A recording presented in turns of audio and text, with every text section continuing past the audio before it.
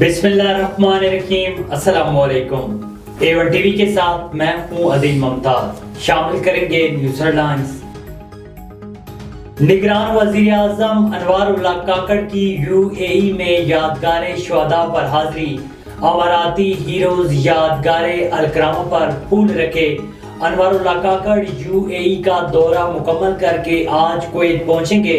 Kuwait के वलीअहद और वज़ीर आज़म से मुलाकातें होंगी।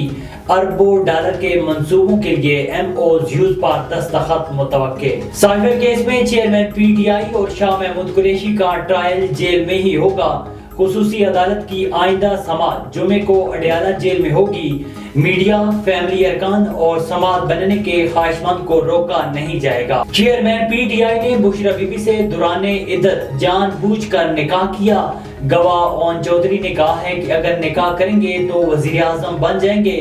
दौराने इद्दत निकाह केस में गवाहों के बयानात कलमबंद। मुफ्ती सईद ने कहा है कि मेरे नजदीक 1 जनवरी को होने वाला निकाह गैर शरई था। दोनों ने जानबूझकर गैर शरई निकाह पढ़वाया। क्रिकेटर सोहेब मकसूद और आमिर यामीन का सिंध पुलिस पर रिश्वत लेने का इल्जाम।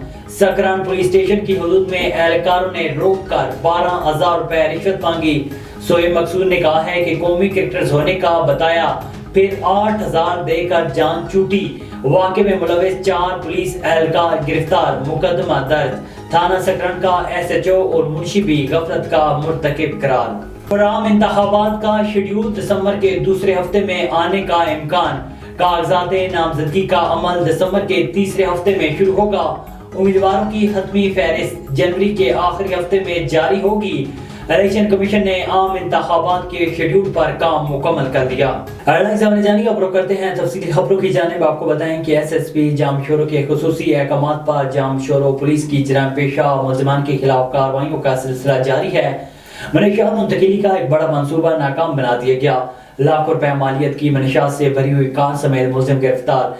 SHO जामशोरो इंस्पेक्टर नियाज हुसैन की सरबराही में जामशोरो पुलिस की मुख्फी इतला पर नाकाबंदी करते हुए बड़ी मिकदार में मुंतकिल की जाने वाली मनशियात का मंसूबा नाकाम बना दिया गया।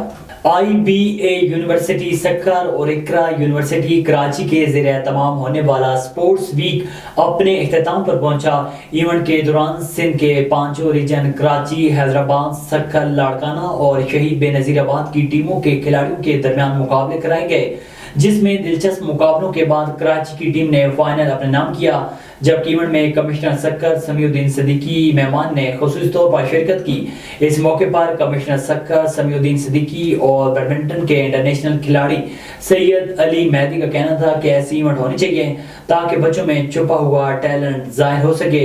जबकि मुकर्रिर ने कहा है कि ऐसे इवेंट कराने का मकसद यही है कि सूबे के टैलेंट को कौमी सतह पर उजागर किया जाए। जबकि खिलाड़ियों ने भी ऐसे इवेंट को खुश आइंद अमल करार देते हुए कहा है कि अगर इसी तरह सूबे भर में इवेंट होते रहे तो कौमी और आलमी सतह पर खेलने का भी मौका मिल सकता है। A1 टीवी के न्यूज़ स्टूडियो से फिलहाल इतना ही। मज़ीद खबर और अपडेट्स के लिए देखते रहिए A1 टीवी। A1 टीवी, सब पे नजर, अंदर की खबर।